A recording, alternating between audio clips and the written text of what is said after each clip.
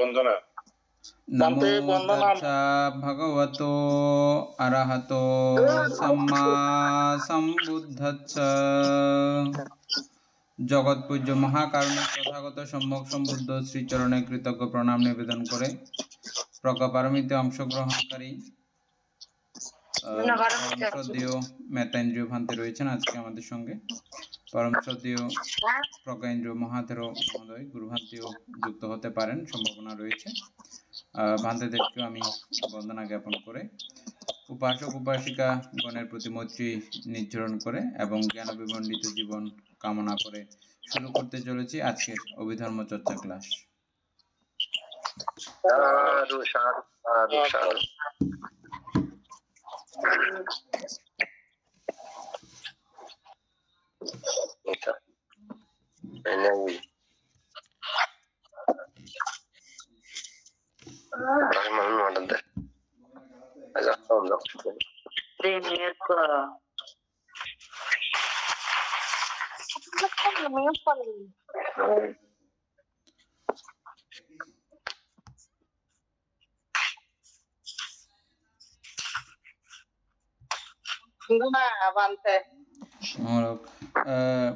ক্লাসে যারা ফোন দেবেন, বিশেষ করে অমিতা বড়ুয়া, শিল্পী বড়ুয়া সহ আরো যারা যারা বাকিরা ফোন দিলেও এমনি তো নির্দিষ্ট কয়েকজন ছাড়া আমাদের এই ক্লাস আসলে চালানো সম্ভব না, আমরা দেখেছি কয়েকবার। সেই জন্য বিশেষ বিশেষ কয়েকজনের হাতেই এই মানে ফোন দেওয়ার সুযোগটা থাকবে। বিশেষ করে নয়ন বড়ুয়া, শিল্পী বড়ুয়া, তারপরে অমিতা বড়ুয়া এবং এনি বড়ুয়া, এদের কাছ থেকে আপনারা যে কোনো একজনের সিদ্ধান্ত নেবেন কে ফোন করবেন প্রত্যেকদিন। ওনারাই ফোন করবেন, আপনারা একটা সিদ্ধান্ত গ্রহণ করবেন আর কি। না হলে ইয়ে হয়ে যায়, মানে মেসেজ দেওয়া থাকে আমাদের ক্লাস যেদিন বন্ধ থাকে সেদিন মেসেজগুলো না দেখে ফোন দিলে অনেক সময় ব্যতিক্রম হয়ে যায়, সেই জন্য আর কি। হ্যাঁ, কেউ খারাপ পাবেন না এটার জন্য। আমরা কত নম্বর পৃষ্ঠাতে ছিলাম? 105 পৃষ্ঠার দৃষ্টি আলোচনা হবে আজকে। কালকের কোনো আলোচনা আর বাকি ছিল কোনো কিছু? না, কালকে তো দত্ত নিয়ে আলোচনা করছিলেন পরে, আর এখন আজকে তো দৃষ্টি আলোচনা করবেন বলছেন, এটা পড়া গেছে।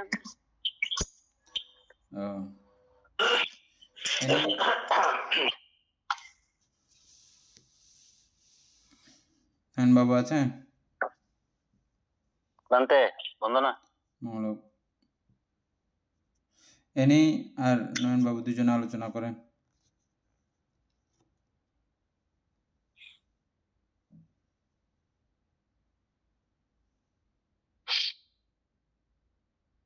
দৃষ্টি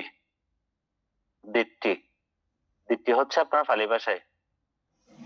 দৃষ্টি বলিতে এখানে মিথ্যা দৃষ্টি, বিপরীত দর্শন, মিথ্যা মতবাদ বুঝিতে হইবে। মানে দৃষ্টি বলিতে এখানে যেটা বোঝাচ্ছে সেটা হচ্ছে মিথ্যা দৃষ্টি, এবং বিপরীত দর্শন বলতে আমরা যেটা সরাসরি মানে একটা জিনিস আমরা দর্শন করার সময় যেটা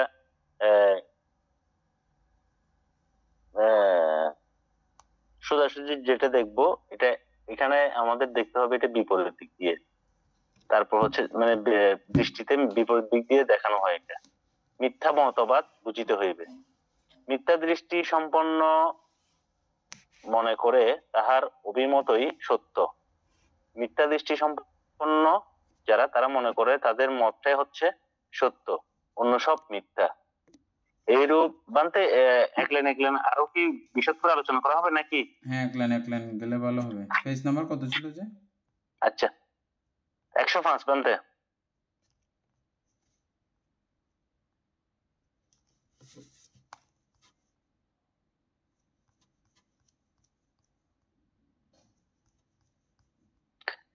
তাহলে বানতে দৃষ্টি বলিতে এখানে মিথ্যা দৃষ্টি, বিপরীত দর্শন, মিথ্যা মতবাদ বুঝিতে হইবে।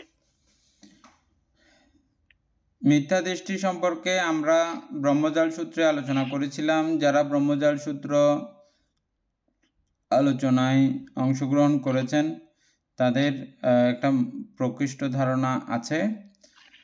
তারপর আমরা এখানে সংক্ষিপ্তভাবে ওই মিথ্যা দৃষ্টি সম্পর্কে সহ এখানে যা লেখা আছে ওটা নিয়ে একটা সংক্ষিপ্ত আলোচনা আমরা করব। দৃষ্টি বলতে তো দেখা বোঝায়, কিন্তু আমরা মিথ্যা দৃষ্টি যদি বলি, এই দৃষ্টি যে যে জায়গায় লেখা থাকবে এটা মানে একটা সাংকেতিকভাবে বুঝে নিতে হবে যে এটা মিথ্যা দৃষ্টিকেই বোঝানো হবে। আর যেটা সম্যক দৃষ্টি, এটা সম্যক দৃষ্টি লেখা থাকবে। শুধু দৃষ্টি লেখা থাকলে এটা মিথ্যা দৃষ্টি হিসাবেই বুঝতে হবে। এটা হচ্ছে আমাদের এই বইয়ের ভাষা হিসেবে মনে করে দিচ্ছি আর কি। হ্যাঁ, মিথ্যা দৃষ্টি চোখের দেখা এটা না, মানে ভুল জানা, ভুলভাবে আপনার মধ্যে প্রতীতি জন্মানো, ভুলভাবেই আপনি ওই জিনিসটাকে গ্রহণ করা, এটাই হচ্ছে যে মূলত মিথ্যা দৃষ্টি। ভুলভাবে দেখার বিষয় না এখানে। নয়নবাবু বুঝছেন? দৃষ্টি মানে বলতে তো আমরা চোখের ব্যাপারটাই বুঝি, দেখা, কিন্তু এখানে এটা না। এখানে হচ্ছে যে আমার ভুলভাবে ওই বিষয়ের উপরে মনোবৃত্তি উৎপন্ন হওয়া।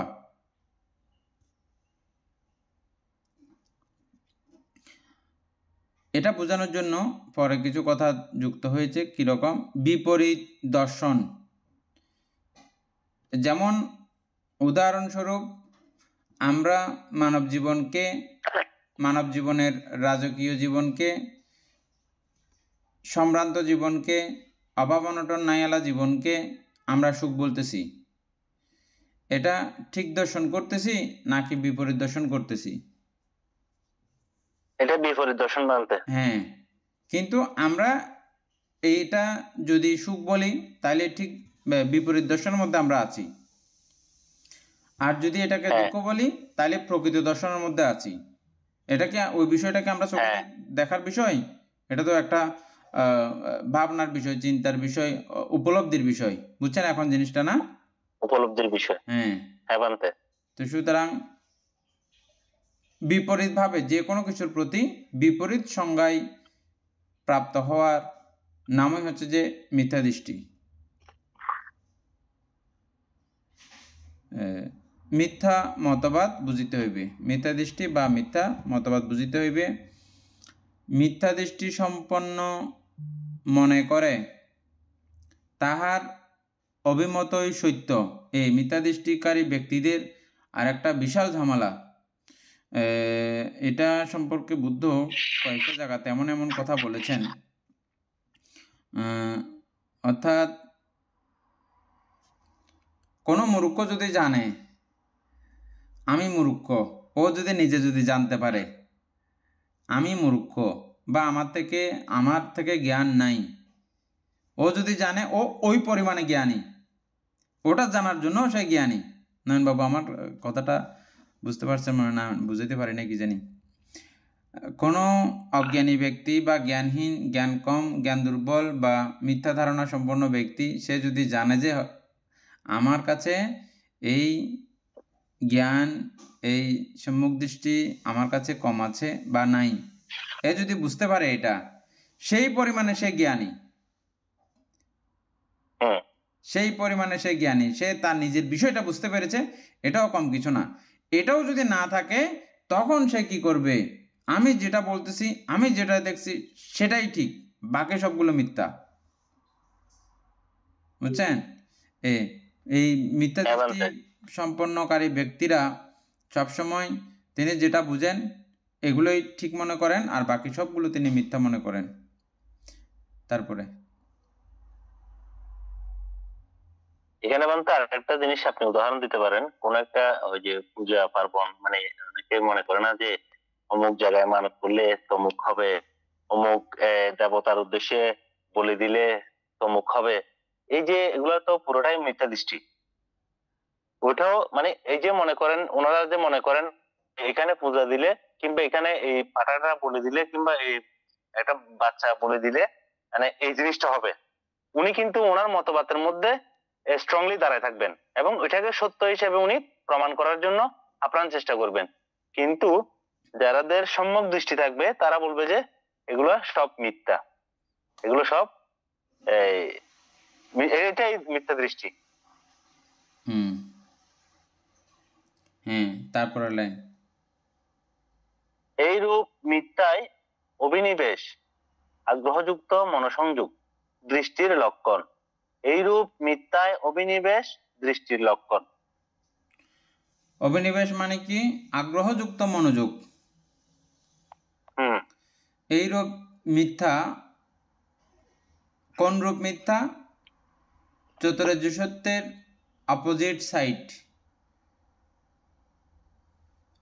সুখ আর্য সত্য বা সত্য, এটা মিথ্যা দৃষ্টি। তারপরে দুঃখের কারণ নাই, দুঃখ আপনা আপনি উৎপন্ন হয়, এটা মিথ্যা দৃষ্টি। তারপরে 3 নম্বরে কি আছে যে দুঃখের নিরুত নাই, এই দুঃখ নিরুত হয় না, এই দুঃখ আমার কোনো কন্ট্রোলাধীন না, এটা মিথ্যা দৃষ্টি। আর একটা কি আছে যে এই দুঃখ নিরোধের কোনো উপায় নাই। তারপরে এটা উপায় করা যায় না, এটার কোনো এরকম কোনো ব্যাপার নাই, এটা ধারণা করা হচ্ছে মিথ্যা দৃষ্টি। এই 4 প্রকারে বুঝলে আমার মনে হয় খুব সোজা হবে। এনি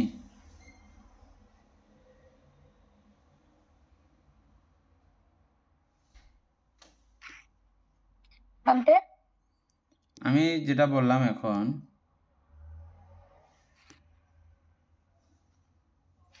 মিথ্যা দৃষ্টির একদম শর্টকাট সংজ্ঞা দিলাম।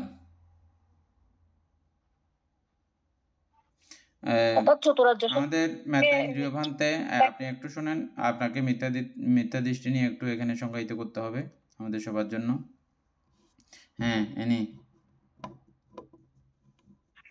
অর্থাৎ চতুরার্য সত্য সম্পর্কে যথার্থ জ্ঞান থাকলে সেটাই হচ্ছে যে সম্যক দৃষ্টি, আর জ্ঞান না থাকলে সেটা হচ্ছে মিথ্যা দৃষ্টি।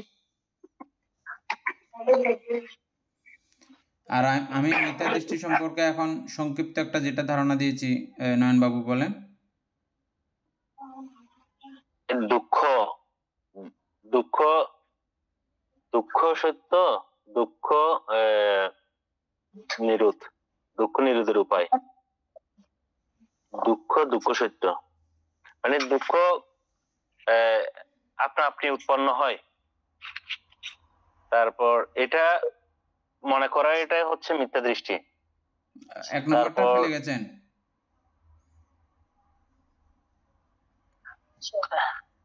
এক নম্বরটা বলতে দুঃখ না, এক নম্বরটা দুঃখ সত্য, সুখ আছে বা সুখ সত্য, সুখ আছে বা সুখ সত্য, এটা বলা মিথ্যা দৃষ্টি।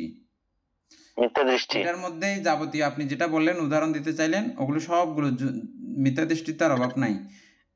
থেকে ওই যে ইয়া পর্যন্ত, নাসংজ্ঞা পর্যন্ত, হ্যাঁ, সবগুলো মিথ্যা দৃষ্টি, বুঝছেন? তারপর আমরা তো আমাদের দেশবাসী মানুষকে এগুলো ওই দিকে ধাবিত হয় বলে এগুলো নিয়ে একটু টানা হেঁচড়া করছি। এখন অবশ্য কমে গেছে, এগুলো আর টানা হেঁচড়ার এতটা প্রয়োজনীয়তা পড়ে না। আমাদের মায়েরা ঠাকুমারা এগুলো সব বুঝে।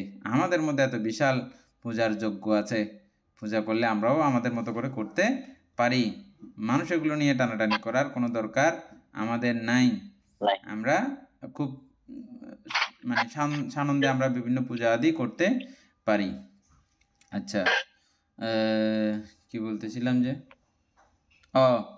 এক নাম্বারটা হচ্ছে যে সুখ আছে, সুখ সত্য, এটা বলা সুখ সত্য, মিথ্যা দৃষ্টি। দুই নাম্বার হচ্ছে দুঃখ আপনা আপনি উৎপন্ন হয়, হ্যাঁ, দুঃখের কোনো কারণ নাই, আপনা আপনি উৎপন্ন হয়ে যায়, কোনো কারণ নেই, এটা 2 নাম্বার। 3 নাম্বার, এটা 2 নাম্বার, দুঃখ নিরোধ করা যায় না, হ্যাঁ, এটা কোনো নিরোধ করা যায় না, এটা নিরোধ হয় না, এটা যায় না, হয় থাকবে না, যে এরকম। হ্যাঁ, এটা থাকবে তারপরে এরকম। এটা হচ্ছে 3 নাম্বার হচ্ছে মিথ্যা দৃষ্টি। আর 4 নাম্বার মিথ্যা দৃষ্টি হচ্ছে দুঃখ নিরোধের কোনো উপায় নাই। নাই। এ একদম এটা সোজা। মনে করাটা আচ্ছা, হচ্ছে মিথ্যা এটা দৃষ্টি। বুঝলে এটা একদম টপ লেভেলের, মানে যেটা আপনাদের হুম, আপনাদের বলা সমীচীন, এবং এই 4টা বললে আপনারা বলতে বাকি সবগুলো অন্যকে বুঝাইতে সক্ষম হবেন। এই 4টা বললে জাগতিক যত মিথ্যা দৃষ্টি আছে সবগুলো সম্পর্কে আপনারা লড়াই করতে পারবেন। ভেবে দেখিন তো লড়াই করতে পারবেন কিনা? যত মিথ্যা দৃষ্টি আছে সবগুলো হ্যাঁ, এটাতে টানছে কিনা, এই 4টা কথাতে? হ্যাঁ, এই 4টার মধ্যে সবকিছু আছে সব বলতে। কিছু এগুলো তো একদম। চরম অবস্থা বানতে। হ্যাঁ, আমাদের বান্তাকে অনুরোধ করব, আপনি ভিডিও কলে থাকবেন, আপনাকে সবাই দেখে মানুষ শ্রদ্ধা উৎপন্ন করবে। মেতা এনজিও বান্তে।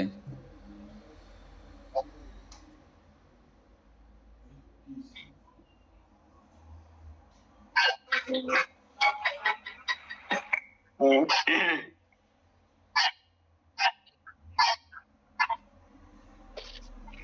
বলেন। জ্ঞান আলম্বনকে ইহার যথার্থ স্বভাব অনুসারে বুঝিতে পারে। জ্ঞান আলম্বনকে ইহার যথার্থ স্বভাব অনুসারে বুঝিতে পারে। দৃষ্টি কিন্তু আলম্বনের যথার্থ স্বভাব পরিত্যাগ করিয়া ইহার অযথার্থ স্বভাব গ্রহণ করে। বুঝছেন এটা? এবং জ্ঞান আলম্বনের যথার্থ স্বভাব বুঝতে পারে। বলেন। জ্ঞান মানে বানতে আমরা প্রজ্ঞাকে চিন্তা করি, যখন প্রজ্ঞা উৎপন্ন হবে তখন এই মিথ্যা দৃষ্টি আর থাকবে না। তখন উনি প্রত্যেকটা আলম্বনের মধ্যে অনিত্য দুঃখ অনাত্মা দেখতে পাবেন। হ্যাঁ, ঠিক আছে। আলম্বনের যথা স্বভাব হচ্ছে যে অনিত্য দুঃখ অনাত্মা, আর এটা উৎপন্ন হ্যাঁ হলে বানতে, তিনি এটা বুঝতে পারবেন। অমিতাভ বুড়ো বলেন তো এই লাইনটা।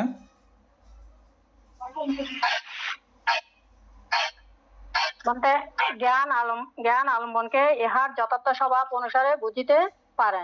যদি জ্ঞান উৎপন্ন হয়, অর্থাৎ আলম্বনের যথার্থ স্বভাব মানে অনিত্য দুঃখ অনাত্ম সম্পর্কে যখন জ্ঞান লাভ করতে পারবে, তখন এই যে মিথ্যা দৃষ্টি কিন্তু তখন বুঝতে পারবে বান্তা দৃষ্টিটা কি। আমরা কিছুক্ষণ আগে আলোচনা করেছি যে সুখ মিথ্যা, হ্যাঁ, সুখকে সত্য বলা এটা মিথ্যা দৃষ্টি। এই ঠিক একইভাবে সুখ থেকে আমরা চিন্তা করি, ওই যে আলম্বনের চিন্তা, আলম্বন থেকেই তো আমরা সুখ বুঝতে পারি, সুখ আছে বলতে পারি আলম্বনের কারণেই তো, না? এখন সরাসরি এবার আলম্বনের কথা বলছে যে কি আলম্বন সম্পর্কে, নয়নবাবু কি যে এটা আলম্বনের যথার্থ স্বভাব, আলম্বনের যথার্থ স্বভাব অনুসারে বুঝতে এই পারেন। তিনটাই কি কি? দুঃখ, অনিত্য, অনাত্মা। অনিত্য দুঃখ অনাত্মা। অনিত্য, দুঃখ, অনাত্মা, এই তিনটাই হচ্ছে যে মূল সকল আলম্বনের স্বভাব। এটা জ্ঞান থাকলে তিনি চিহ্নিত করতে পারেন, আর জ্ঞান না থাকলে চিহ্নিত করা সম্ভব না, অসম্ভব। এটা চিহ্নিত করা না গেলে কি সমস্যা হবে নয়নবাবু?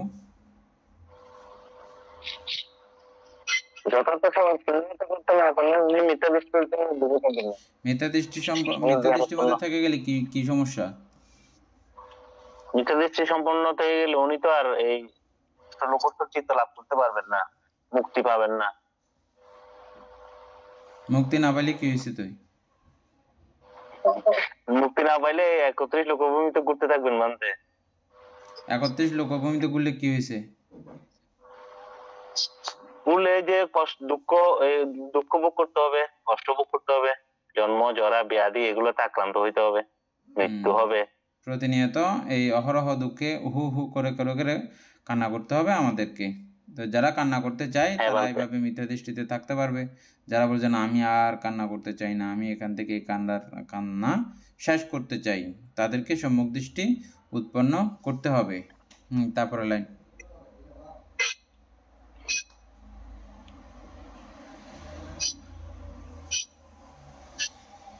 দৃষ্টি কিন্তু আলম্বনের যথার্থ স্বভাব পরিত্যাগ করিয়া, দৃষ্টি কিন্তু যথার্থ স্বভাব আলম্বনের যথার্থ স্বভাব পরিত্যাগ করিয়া ইহার অযথার্থ স্বভাব গ্রহণ করে। দৃষ্টি মানে তো আমরা জানি মিথ্যা দৃষ্টি। মিথ্যা দৃষ্টি কিন্তু আলম্বনের যে অনিত্য দুঃখ অনাত্মা যথার্থ স্বভাব এটা গ্রহণ না করে, এটার পরিত্যাগ করে ইহার অযথার্থ স্বভাব। অযথার্থ স্বভাব কোনটা? এটা থাকবে, এটা আছে, এটা স্থায়িত্ব, এটা কখনো ধ্বংস হবে না, এই যে এগুলাই সুখ, এটা সত্য, দুঃখ, এটা আপনা আপনি হয়, মানে দুঃখ নিরোধের উপায় নিরোধ করা যায় না, তারপর দুঃখ নিরোধের কোনো উপায়ও নাই, এরকম চিন্তা ভাবনা উনি গ্রহণ করবেন। যার ভিতরে মিথ্যা দৃষ্টি সম্পন্ন, তিনি এই ধরনের মনোভাব পোষণ করবেন।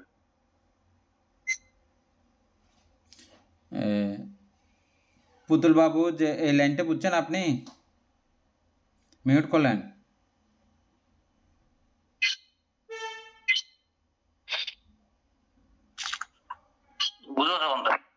বুঝা গেছে না? উল্টা বুঝে আর কি, সবসময় মিথ্যা দৃষ্টি সম্পন্ন মানুষগুলো উল্টা বুঝে, সোজাটা বুঝে না, বেকাটা বুঝে, বুঝছেন? সোজা বুঝে না, উল্টা বুঝে। এটা হচ্ছে যে মিথ্যা দৃষ্টি সম্পন্ন ব্যক্তিদের, মানুষদের অভ্যাস। হ্যাঁ নয়ন বাবু, তারপরে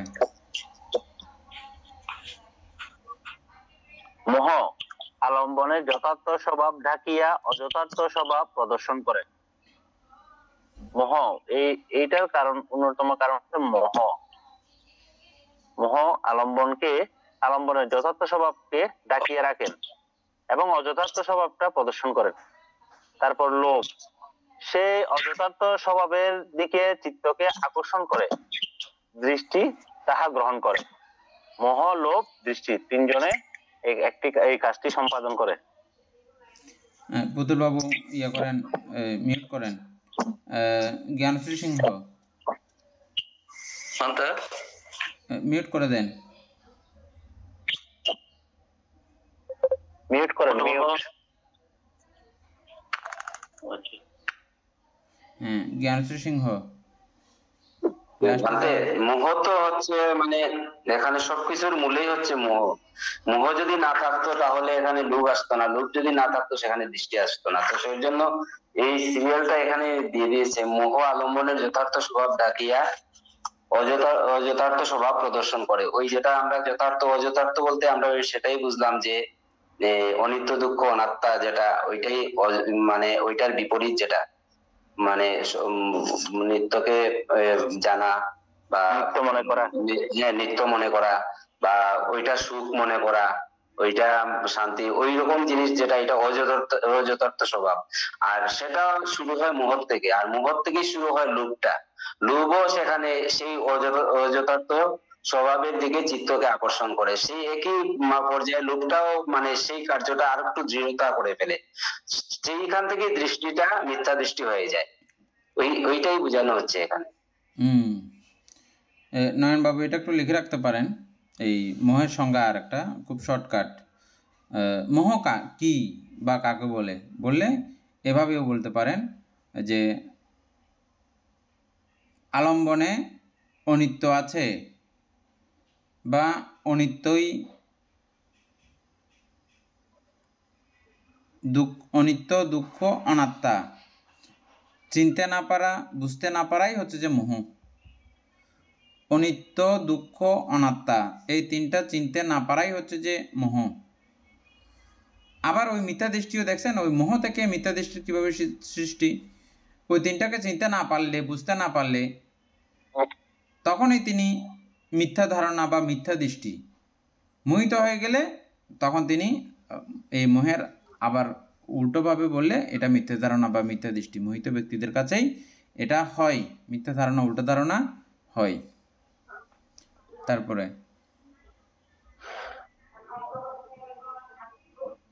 এই রূপে লোভই প্রত্যক্ষভাবে দৃষ্টিকোণকে বিথত করিয়া মিথ্যা দৃষ্টিতে পরিণত করে। এই রূপে লোভই প্রত্যক্ষভাবে দৃষ্টিকোণকে বিথত করিয়া মিথ্যা দৃষ্টিতে পরিণত করে।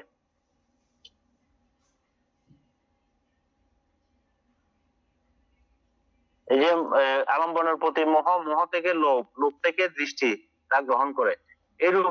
এরূপে এভাবেই লোভ প্রত্যক্ষভাবে বানতে, এটা পরোক্ষ না, ডাইরেক্ট সরাসরি লোভের কারণেই দৃষ্টিকোণকে বিধত করিয়া মিথ্যা দৃষ্টিতে পরিণত করে। এনি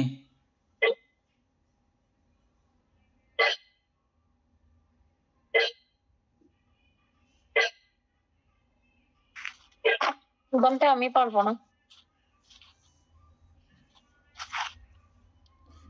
মায়া চৌধুরী বলতে পারবেন? মায়া চৌধুরী না, মায়া বড়ুয়া।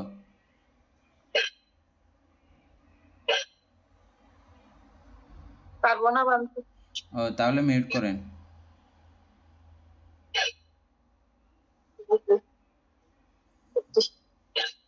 নয়ন বাবু বলেন। এবার তো তাহলে ওদেরকে আরেকটু উপর থেকে বলে আসতে হবে, ওরা যেহেতু মনে হয় জিনিসটা বুঝতে পারে না। মানে যথার্থ স্বভাব যখন বুঝতে না পারবেন না আপনি, তখন আপনি মনে করবেন এটার নিত্য, এটা কোনো দুঃখ নাই, এখানে সুখ আছে, এটা স্থায়িত্ব আছে, বা এটা আজীবন এরকমই থাকবে, এটা মনে করাটাই হচ্ছে মিথ্যা দৃষ্টি।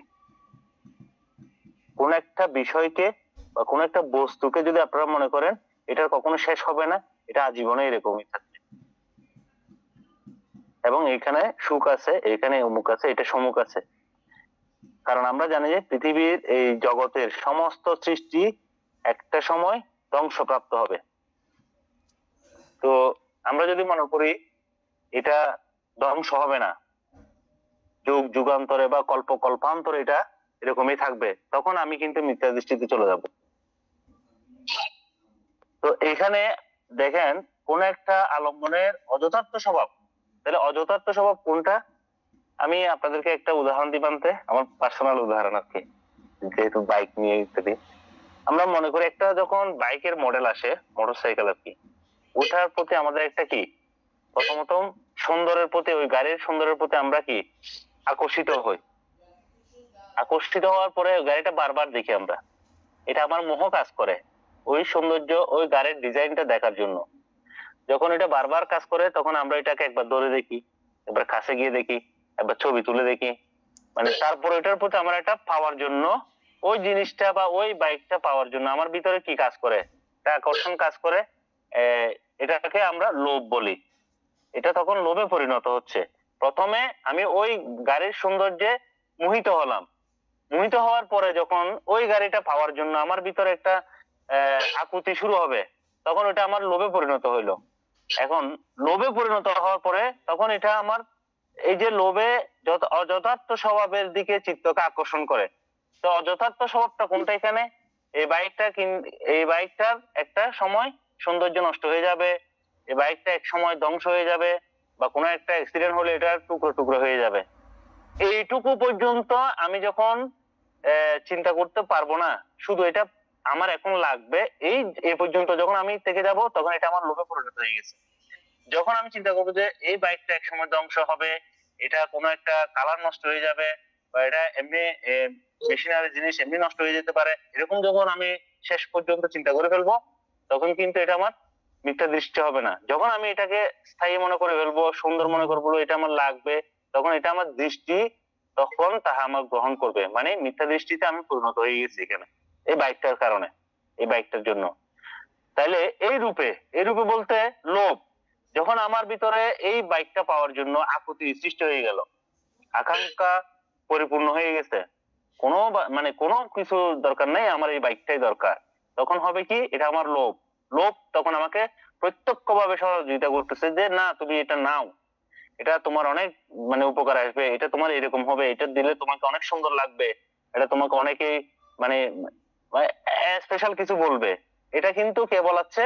লোভ আমাকে বলাচ্ছে এটা। তো লোভ প্রত্যক্ষভাবে এই দৃষ্টিকোণটাকে বিকৃত করিয়া মিথ্যা দৃষ্টিতে আমাকে ধাবিত করে দিল, বা মিথ্যা দৃষ্টিতে পরিণত করে দিল আমার এই চিন্তাধারাটাকে। তখন এই জন্য লোভের সহিত দৃষ্টির অব্যবহৃত সম্বন্ধ, মানে লোভ এবং দৃষ্টির মধ্যে এটা মানে খুব ওদের মধ্যে গাঢ় একটা বন্ধন। লোভের কারণে কিন্তু আপনি মিথ্যা দৃষ্টি সম্পন্ন হবেন। ইনি আমরা গতবার ক্লাস করার সময় এই কথাটা হয়তো আলোচনা করা হয়নি, বা আমিও হয়তো দেখি নাই, বুঝি নাই, বা করছিলাম কিনা আমার মনে নাই। এটা খুব গুরুত্বপূর্ণ এই পয়েন্টটা এখানে। হ্যাঁ, মিথ্যা দৃষ্টি থাকলেও এগুলো আমাদেরকে কোনো কিছুতে এভাবে আকৃষ্ট করায় না, ওর ব্যক্তিগতভাবে কোনো ক্ষমতা নাই। যখন এটা লোভের সহিত সংযুক্ত হয়ে যায়, লোভের সঙ্গে লেপ্টে যায়, লোভের সঙ্গে একাকার হয়ে যায়, তখন এটা বলবতী হয়, শক্তিশালী হয়, এবং এটা আমাদেরকে নানানভাবে দূষিত কর্ম সম্পাদন করায়। অথবা দেশের সহিত সেমভাবে যখন এভাবে যুক্ত হয়ে যায়, তখন আমাদেরকে নানানভাবে এই মিথ্যা দৃষ্টি আমাদেরকে লোভ অথবা দেশের সাহায্য নিয়েই এরা এভাবে কাজ করতে পারে। বুঝছেন? বুঝা গেছে?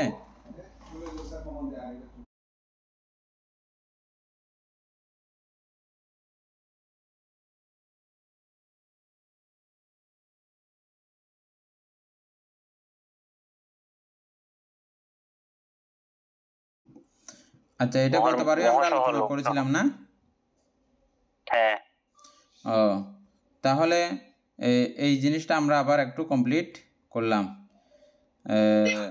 একটা মানে এখানে একটা প্রশ্ন মানে স্বাভাবিক, যেমন মোহ যদি থাকে তাহলে লোভকে এড়িয়ে কি দেশে যাওয়া যায়? মানে লোভ মানে মিডিলে কি লোভটা থাকতেই হবে? আর লোভ যদি না থাকে তাহলে ডাইরেক্ট মোহ থেকে দেশে যাওয়া যায় নাকি? এরকম মনে হয় দিবে, লোভকে মানে বাদ দেওয়া যাবে না, দেশে যেতে হলে মানে লোভ থাকতেই হবে মিডিলে। না, লোভ ছাড়াও দেশ উৎপন্ন হতে পারে। উদাহরণ একটা দিতে পারবেন নাকি ভান্তে? উদাহরণ হচ্ছে যে আমাদের চিত্রগুলো আবার ঘুরে দেখলে হয়ে যাবে। এনে আমাদের দেশ চিত্রগুলো বলো।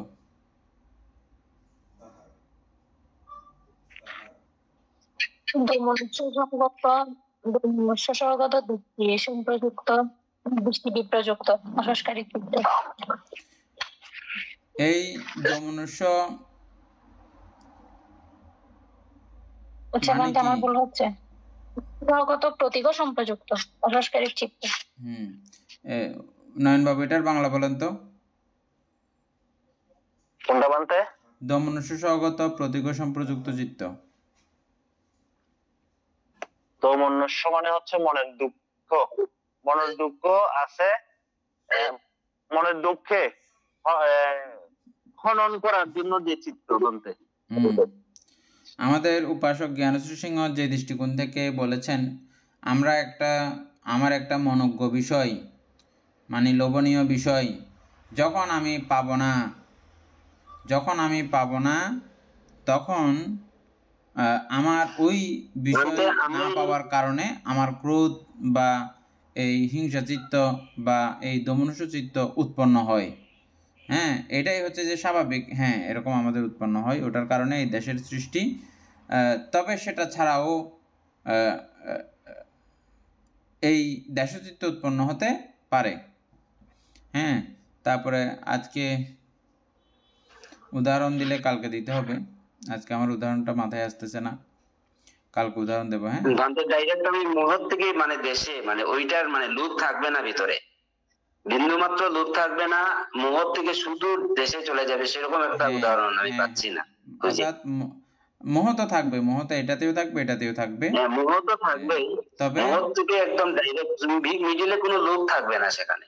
হ্যাঁ, এই যে কিছুক্ষণ আগে যেটা বললাম লোভ, আমি একটা জিনিস আমি পেতে চাইছিলাম কিন্তু এটা না পাওয়ার কারণে তখন আমার কাছে কি উৎপন্ন হয়েছে? দেশচিত্ত উৎপন্ন হয়েছে, ক্রোধ। না, পাওয়াটা মানে লোভ, আমি এই পাওয়াটাকেই বলছি লোভ। হ্যাঁ, এই পাওয়াটা হচ্ছে যে লোভ। তো হইলেও এটা হচ্ছে যে উপনিশ্রয়। উপনিশ্রয় মানে কি, ওই যে আমরা একটা উদাহরণ দিয়েছিলাম বারবার, আমি হত্যা করতে গেছি লোভের উপনিশ্রয়ী। লোভ সরাসরি হেতু না, উপনিশ্রয় হেতু, সরাসরি হেতু না, পরোক্ষভাবে হেতু। বুঝছেন? আমি মাছ খাবার বলতে লোভে, দাদা যেটা বলছে, হ্যাঁ, না ওটা এই চিত্তের মধ্যে আসবে না, এটা অন্য চিত্তের ব্যাপার। অন্য চিত্তে, এটা আলাদা চিত্ত, ওটা দাদা লোভ চিত্ত আলাদাভাবে আমি সংগঠিত আসলে হয়ে গেছে। আর এটা আমি হচ্ছে যে কোনো দেশ জীবিত চিত্ত। বিষয়ের উপরেই চিন্তাটা করছি আর কি, মানে হ্যাঁ যেটা প্রতিজ্ঞ সম্প্রযুক্ত হতে হলে নিশ্চয়ই একটা জীব মানে জীব হত্যা করতে হবে। তো হ্যাঁ ওই জীব হত্যা নিয়ে আমি আপনি একটা মানে জিনিস চিন্তা চিন্তা করে করতেছি। দেখেন, আপনি একটা জিনিস চিন্তা করে দেখেন, আপনি খুব সুন্দর একটা পাখি দেখলেন, হ্যাঁ ঠিক আছে, পাখির সৌন্দর্যে আপনি মোহিত হলেন। হ্যাঁ। এখন পাখিটা যখন আপনি ধরতে গেলেন, ঠিক আছে, পাখিটা যখন ধরতে গেলেন হয়তো এটা এটাই আমি পাওয়ারটাকে বিজেল থেকে, এই যে পাওয়ার যে লুপটা, এইটাকে বাদ দিয়ে দেশচিত্ত হয় নাকি? এই পাওয়াটা, এই যে ধরতে গেলাম পাওয়া, এই যে পাওয়াটা তো লোভ চিত্ত উৎপন্ন হলো, তো এই চিত্তটাকে এড়িয়ে বানতে বললো, দেশচিত্ত পাওয়া যায় নাকি? লোভ যদি এখানে প্রত্যক্ষভাবে কাজও না করেও, লোভ যদি সরাসরি এখানে কাজ না করেও অপনিশ্রয় হিসেবে কিন্তু সহযোগিতা করতেছে। ওইটাই মানে আমি সেটাই বলছি যে এটা পরোক্ষভাবেও লোভ থাকবে না, পরোক্ষভাবে একটা আছে, প্রত্যক্ষভাবে একটা আছে। প্রত্যক্ষ এবং পরোক্ষভাবে থাকবে না, মোহ থেকে ডাইরেক্ট হবে না মনে হয় দৃশ্য, মানে এই দেশচিত্ত মনে হয় না, দেশচিত্ত, মানে পাওয়াটাই হচ্ছে লোভ।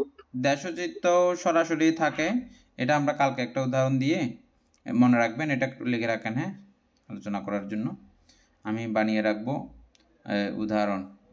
অর্থাৎ সরাসরি লোভে না গিয়ে, এটাও কিন্তু সরাসরি, এটা উপনিশ্রয় হইলেও এই চিত্তের মধ্যে কিন্তু ইয়া নাই, উপনিশ্রয়ের সঙ্গে এটার সঙ্গে সরাসরি সম্পর্ক, কোনো সম্পর্ক নাই। এটা চিত্ত, এটা আলাদা। দেশচিত্ত সম্পূর্ণ আলাদা চিত্ত, বুঝছেন? দেশচিত্ত সম্পূর্ণ আলাদা চিত্ত, এগুলো সবকিছু উপনিশ্রয়। যেমন আমি এই দেহটা পেয়েছি বলেই এটা লোভটা করতে পেরেছি, দেহ আমার উপনিশ্রয় প্রত্যয়। আমি দেহ আছে বলে, চোখ আছে বলে ওটা দেখতেছি, দেখে শুনে তারপরে আমি এটাতে লোভগ্রস্ত হয়েছি, তাইলে আমার দেহটা এই লোভের সঙ্গে উপনিশ্রয় প্রত্যয় না, সাহায্যকারী না, এরকম আর কি। আমি বলতে চাচ্ছি যে একটা বিষয়, অর্থাৎ মোহ তো শুধু বা কোনো কিছুর উপর মোহিত হওয়া না, আমরা মোহর কিন্তু অপর নাম জানি যে সেটা অবিদ্যা। তো অবিদ্যা থেকে, অবিদ্যাও হচ্ছে যে মানে মোহর ইয়া হচ্ছে অবিদ্যাও। তো অবিদ্যা দিয়ে যদি আমরা শুরু করি, যেমন কি আমরা ক্রোধের বশে অনেকজনকে ওর প্রতি লোভাগ্রস্ত না হয়ে আমরা অনেকজনের পরে ক্ষতি করে ফেলি না, ওনার প্রতি একটা ক্রোধ উৎপন্ন করে, কারণ অবিদ্যার কারণে কিন্তু আমার ক্রোধটা উৎপন্ন হলো এবং গিয়ে তার ক্ষতি করে ফেললাম। তো এখানে তো লোভের কোনো কিছু আসে না। মোহ আর দেশটা থাকবে না মনে হচ্ছে এখানে, এই ক্ষেত্রে যখন আমি কোন ধরনের হানি মানে কোন জায়গায় একটা মানে সংগঠিত করব, কেউকে কোন ধরনের হানি করার মানে যদি সংগঠিত করি, তাহলে মনে হয় সেখানে মোহটা থাকবে না। মোহ থাকবে এবং দেশও থাকবে, সেরকম কোন উদাহরণ মনে হয় আমি পাচ্ছি না আর কি, সেজন্য বলছি। আছে এগুলো, যেমন অনেক মূর্খ মানুষ আছে, এমনি তার কোনো কিছু এখানে চাহিদা নাই, ও কোনো কিছুতে লোভ করতেছে না, ওর দীর্ঘদিনের এটা অভ্যাস, ক্রোধও তার অভ্যাস হয়ে গেছে, ক্রোধ করা, মানুষকে হত্যা করা ওর অভ্যাস হয়ে গেছে। ওরকম অভ্যাসের বসে কোনো তার লাভ সার্থকতা কিচ্ছু নাই, শুধু শুধু এমনি হাঁটতেছে, হাঁটতে গুজুত করে মানুষ একটাকে ছুরি ঢুকে দিয়ে গেল গিয়া, ওর সঙ্গে এর কোনো সম্পর্ক না, এমনি মেরে দিয়ে চলে গেছে, বুঝছেন? ওর থেকে কোনো টাকাও নেয়নি, পয়সাও নেয়নি, কিচ্ছু নেয় নাই, শুধু শুধু, বুঝছেন? তো যাই হোক, এটা সুন্দর উদাহরণ, কালকে আমরা একটা ইয়ে করে নির্ণয় করে দেব, আর বান্তে ক্লাসে যুক্ত হলে তো বান্তেও দেবেন। ঠিক আছে, তারপরে এরপরে কি আছে দেখেন। এরপর হচ্ছে বলতে মিথ্যা দৃষ্টি পরকাল, কুশলা কুশল কর্মফল বুঝিতে পারে না, অনিত্যকে নিত্য, দুঃখকে সুখ, অনাত্মাকে আত্মা মনে করে, সম্যক দৃষ্টি ইহার প্রতিপক্ষ। মিথ্যা দৃষ্টি সম্পন্ন মানুষ তো বানতে এভাবেই বলে, ধর এক জীবন আছে, যা আছে তা খাইলো, মারি ধরে লইলো, এটা হচ্ছে মিথ্যা দৃষ্টি সম্পন্ন। এগুলো তো আমাদের সচরাচর আশেপাশে অনেকেই বলে, যেমন এখানে মানুষের মধ্যে যারা আছে আর কি সংখ্যাগরিষ্ঠ, তারা তো বলে একটাই জীবন, এরপরে আমরা ওখানে কবরে অবস্থান করব, কিয়ামতের দিন উঠে আমরা ওখানে বিচার বিচার বিচারে অংশগ্রহণ করব। ঠিক আছে, তাহলে আমাদের মিথ্যা দৃষ্টি তো শেষ হয়েছে না? এর প্রতিপক্ষ হচ্ছে যে সম্যক দৃষ্টি। জানতে ইয়ার প্রতিপক্ষ সম্যক দৃষ্টি দিয়ে একটা টিকা দেওয়া হয়েছে, টিকাটার ইয়া করেছে, এটা 16 পৃষ্ঠাতে যেতে হবে আবার। তাহলে 7 নম্বর মান।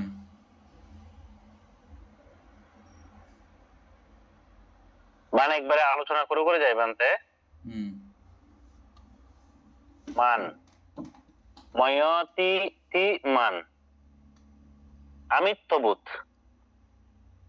মানকে এখানে এক কথা বলা হচ্ছে আমিত্ববোধ।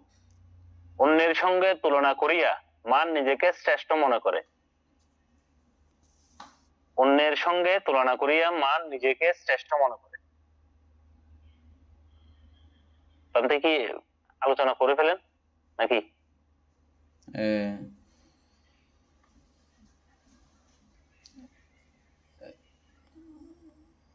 আমরা মানের কিছু ইয়া বাইর করছিলাম, এনে মনে আছে ইয়াগুলো?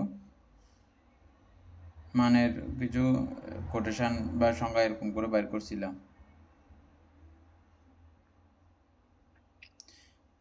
নর্মালি লৌকিকভাবে মান হচ্ছে যে আমি ওর মতো, ওর চেয়ে শ্রেষ্ঠ, ওর থেকে শ্রেষ্ঠ, ওর থেকে অতি শ্রেষ্ঠ, ওর থেকে ছোট, ওর থেকে অতি ছোট, আমি কিছুই না, একবারে জিরো আমি। তারপরে এগুলো সবগুলো কিন্তু মানের অন্তর্গত, আমি একদম কিছুই না, সবগুলো অন্তর্গত। তো কিভাবে সবগুলো অন্তর্গত হলো, কালকে আমাদের ফ্রান্সের ক্লাসেও এটা আলোচনা হয়েছে মান নিয়ে। মান হচ্ছে যে মূলত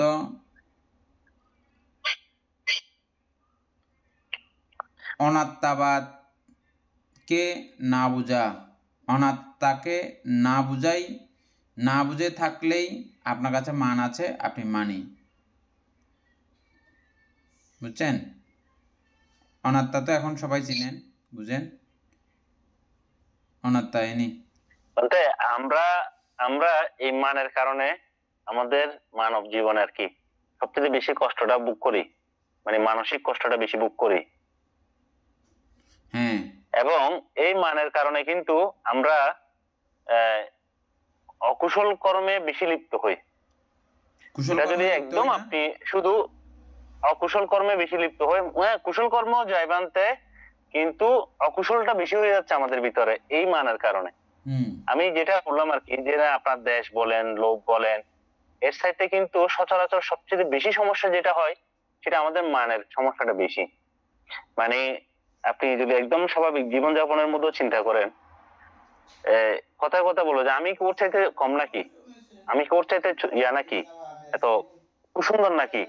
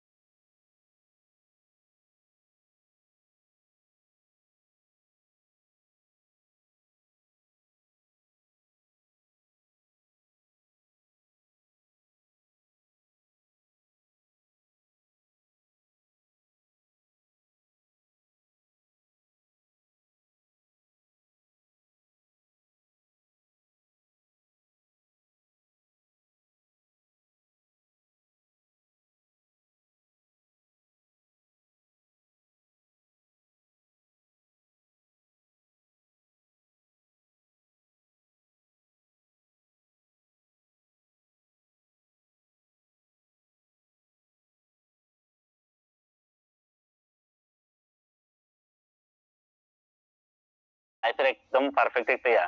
এর কিছুদিন আগে বানতে এই মানটা আমরা করছিলাম এখানে, তো ওখানে গিয়ে আমার লেভেলের কিংবা আমারও আরো নিচের লেভেলের কিছু মানুষকে চেয়ারে বসতে হলো, এবং আমি গিয়ে সাধারণভাবে নিচে বসে গেছিলাম। তো মানে আমি যখন তাদের দিকে তাকাচ্ছিলাম, তখন আমার ভিতরে বুঝছেন মানে কি এক অদ্ভুত অনুভূতি। এটা মানে এক ধরনের অপমানজনক, এক ধরনের কষ্টের। তখন আমি চিন্তা করলাম এটা তো আমার ভিতরে মান কাজ করতেছে।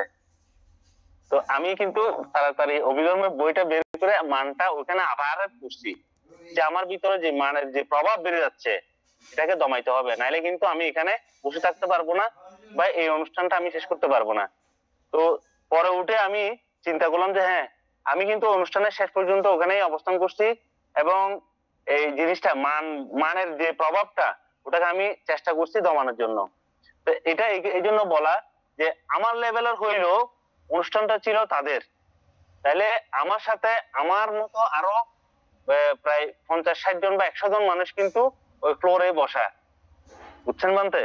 তো আমি যদি ওরা যদি বসতে পারে আমি কেন পারবো না? আমি ওই চিন্তা করে তখন কিন্তু ওখানে বসেছিলাম।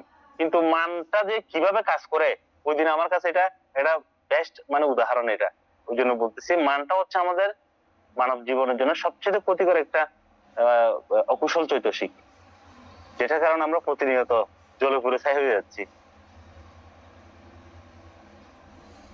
আচ্ছা,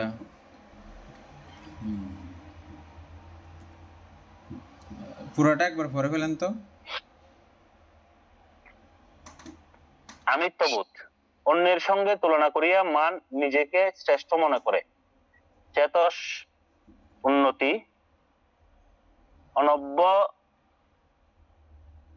অনাত্মা হবে মনে হয়, অনাত্মা, অনাত্মা উৎকর্ষা বিমানু মান উচ্ছেতে অভিধর্ম কোষ ধ্বজা সমূহের মধ্যে কেতু বৃহৎ পতাকা, যেমন শ্রেষ্ঠ তেমন অন্যান্য ব্যক্তির মধ্যে নিজেকে শ্রেষ্ঠ মনে করাই মানের লক্ষণ। ধ্বজা সমূহের মধ্যে কেতু বৃহৎ পতাকা, যেমন শ্রেষ্ঠ তেমন অন্যান্য ব্যক্তির মধ্যে নিজেকে শ্রেষ্ঠ মনে করাই মানের লক্ষণ। দৃষ্টি এবং মান উভয়ই পঞ্চস্কন্ধকে আস্বাদময় মনে করে। দৃষ্টি এবং মান উভয়ই পঞ্চস্কন্ধকে আস্বাদময় মনে করে। তদ্হেতু উভয় লোভমূলক চিত্তে উৎপন্ন হয়। দৃষ্টি পঞ্চস্কন্ধকে আমি রূপে নিত্য, সুখ, শুভ ও আত্মা বলিয়া গ্রহণ করে। দৃষ্টি পঞ্চস্কন্ধকে আমি রূপে নিত্য, সুখ, শুভ ও আত্মা বলিয়া গ্রহণ করে। এই জন্য ইহার রক্ষার্থ নানাবিধ শীলব্রত সম্পাদন করে। কিন্তু মান দৃষ্টি গৃহীত আমি কে অন্যের সহিত সৌন্দর্য, কৌলীন্য, বুদ্ধিমত্তা, বিদ্যাবত্তা, ধর্মজ্ঞান, চরিত্র প্রভৃতি নানা বিষয়ে তুলনা করে। এটা তো এবং শ্রেষ্ঠ মনে করে বোঝা যাচ্ছে না। আমি ওই জন্য বানটা একটু আস্তে আস্তে বলতেছি যাতে বুঝে যায়। তারপরে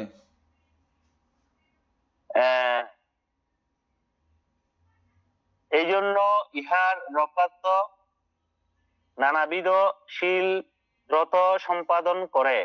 কিন্তু মান দৃষ্টি গৃহীত আমি কে অন্যের সহিত সৌন্দর্য, কৌলীন্য, বুদ্ধিমত্তা, বিদ্যাবত্তা, ধর্মজ্ঞান, চরিত্র প্রভৃতি নানা বিষয়ে তুলনা করে এবং শ্রেষ্ঠ মনে করে। সমকক্ষ বা নিচ মনে করাও মানের লক্ষণ, কারণ তাহাতেও পরিমাপ বা তুলনা রহিয়াছে, আমিত্ববোধ রহিয়াছে। লোভ, দৃষ্টি, মান এই চৈতসিক ত্রয় লোভপক্ষীয় অর্থাৎ লোভমূলক চিত্তেই উৎপন্ন হয়। অনিত্য জ্ঞান ও চিত্ত মৃদুতা ইহার প্রতিপক্ষ। এনি বুঝে গেছে তো পুরানা? বান্তে সংক্ষিপ্ত করে 2 লাইনে বলতে পারবে?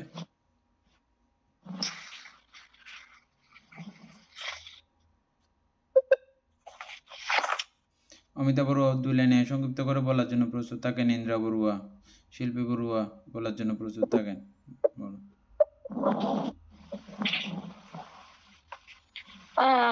মান হচ্ছে যে অর্থাৎ আমিত্ববোধ, অর্থাৎ আমি সবসময় অন্যদের তুলনায় নিজেকে শ্রেষ্ঠ মনে করা। তো অন্যজনকে সবসময় হীন ভাবা, সেটা একটা মানের অন্তর্গত। তো এখানে একটা কথা বলেছে, দুটি পঞ্চস্কন্ধকে আমি রূপে নিত্য সুখ আত্মা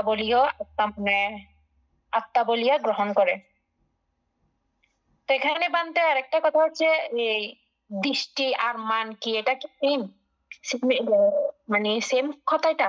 না, দৃষ্টি এক জিনিস, মান এক জিনিস। পক্ষান্তরে এগুলোর কারণে এটা এটাকে সহযোগিতা করে, এটা আরেক জিনিস।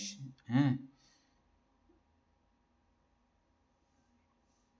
অর্থাৎ দৃষ্টি এবং মান উভয়ে পঞ্চস্কন্ধকে আস্বাদময় মনে করে, এখানে এই কথাটা বলেছে। অর্থাৎ মিথ্যা দৃষ্টিও পঞ্চস্কন্ধকে আস্বাদময় মনে করে বা সুখ মনে করে আর কি। আস্বাদময় মানে সুখ মনে করা। আর মানও এই পঞ্চস্কন্ধকে আস্বাদময় মনে করে বা সুখ মনে করে, এটা বোঝানো হচ্ছে। বুঝছো এমনে মানটা? কোনো সমস্যা আছে? বুঝতে পারছি। না, মানের আরেকটা বিষয় বানতে, মানের মেইন সমস্যাটা হচ্ছে কম্পেয়ার করা। কম্পেয়ার মানে আমি ওর চাইতে বেশি ভালো, আমি ওর চাইতে বেশি গুণবতী, আমি ওর চাইতে বেশি বুদ্ধিমান, আমি ওর চাইতে বেশি সুন্দর, ওর চাইতে বেশি চালাক। এই যে কম্পেয়ারটাই হচ্ছে মানের সবচেয়ে বড় সমস্যা।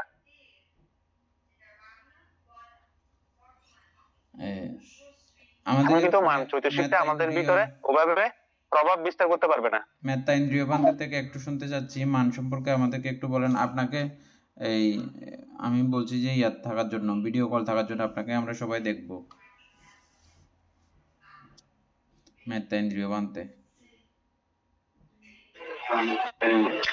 আসলে আপনারা যে পর্যন্ত বলছেন মানের কথা, আসলে ঠিক যেভাবে এই মান যে আমি আমি শ্রেষ্ঠ হওয়া,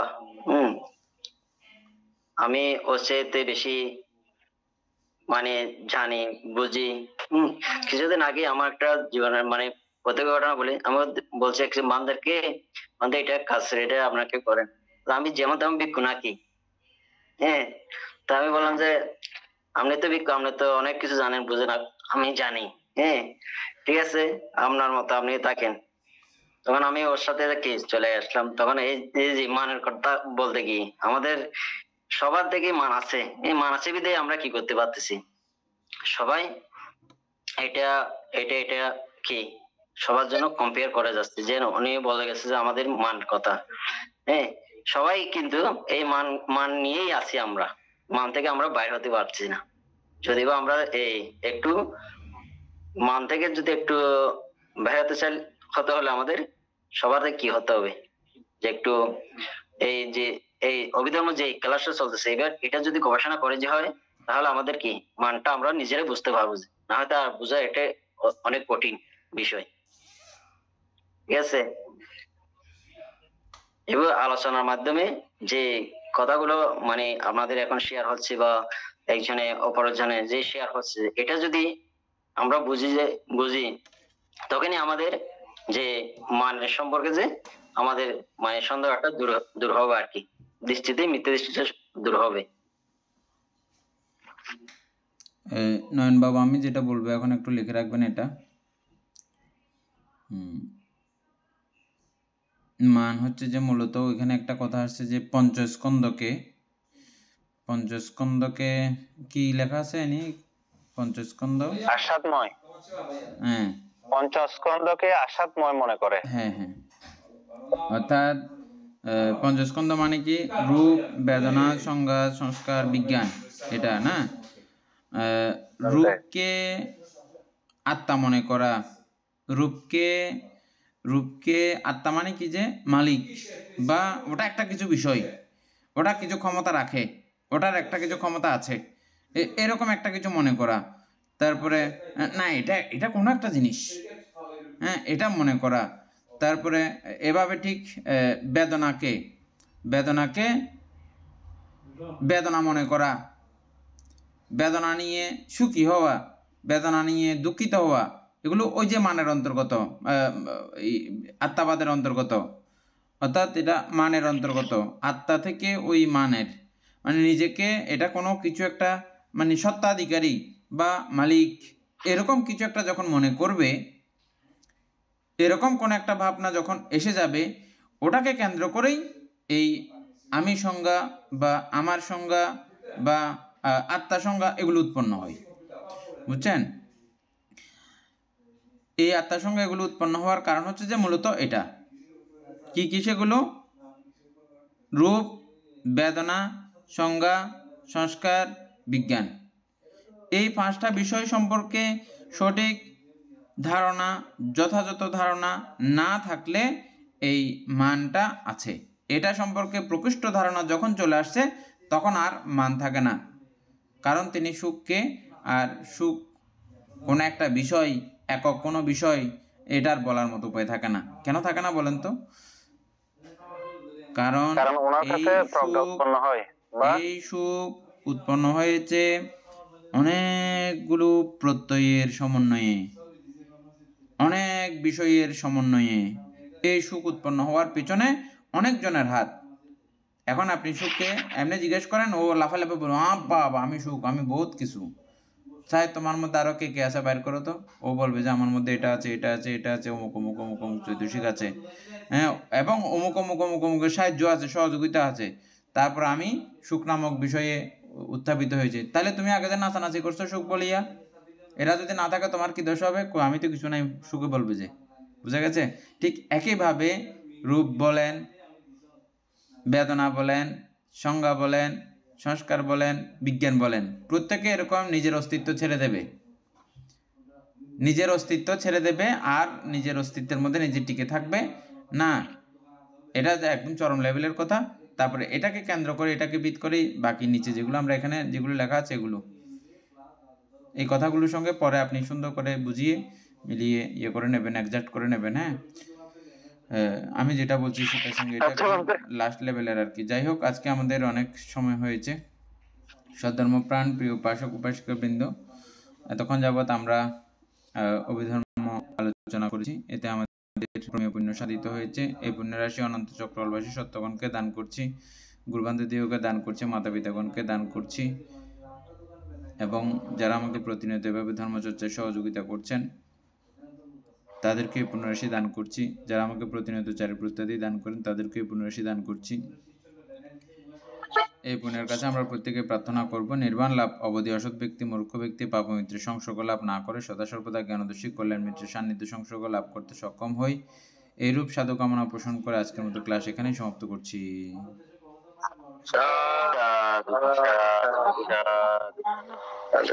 ওকাশ নরোতেন সংসর্পং অপরাধং কামাতু মে বন্তে দ্যুতিয়ম্পি ওকাশ নামি বন্তে নরোতেন সংসর্পং অপরাধং কামাতু মে বন্তে দ্যুতিয়ম্পি ওকাশ নামি বন্তে নরোতেন সংসর্পং অপরাধং মাতু साधु अभिवदनशीलच्च नित्यं वड्डपचैनु चत्तरो धम्म वर्धन्ते ऐवन्नो सुखं बलं ऐवरोग संपत्ति सग्ग संपत्तिमेव च अथो निब्बन संपत्ति मेनति समिज्जतोति।